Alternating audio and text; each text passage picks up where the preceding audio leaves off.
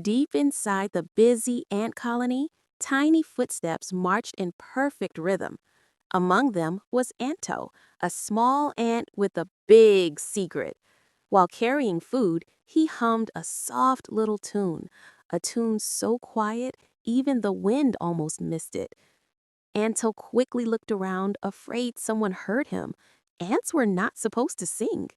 Just then, a bright green grasshopper named Hoppy hopped into the colony, strumming his leaf guitar.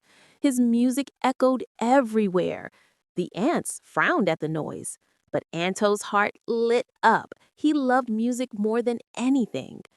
When the ants went back to work, Hoppy heard a tiny voice humming from inside a leaf tunnel. Curious, he crawled in, and there he saw Anto singing softly to himself. Hoppy's eyes widened. "Such a beautiful voice," he whispered. Anto froze the moment he saw Hoppy. "No, no, please don't tell anyone," he begged. Hoppy smiled kindly. "Why hide your gift? Your voice deserves to be heard." But Anto shook his head. "Ants don't sing. They'll laugh at me." Every evening after work, Anto secretly met Hoppy under a big leaf. Hoppy taught him how to breathe, how to stay confident, and how to let his voice fly freely. Anto's first notes were squeaky, but day by day, his courage and his voice grew stronger. The ant colony was having a tough week. Tired workers complained, tunnels were crowded, and tempers were rising.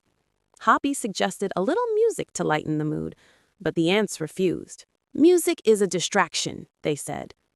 Anto listened quietly, sadness filling his tiny heart. That night, a sudden gust of wind shook the colony.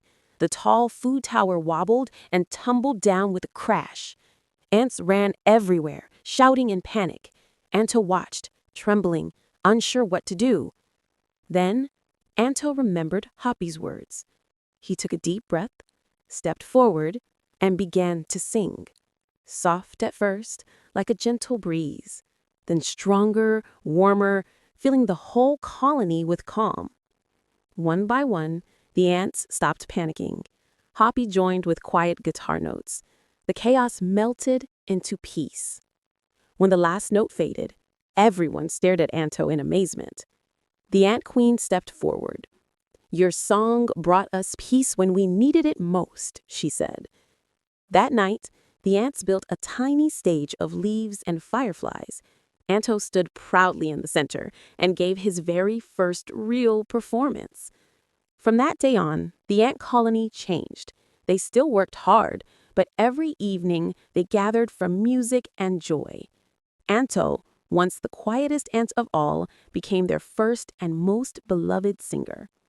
And he finally learned, when you believe in your talent, the world will believe in you too.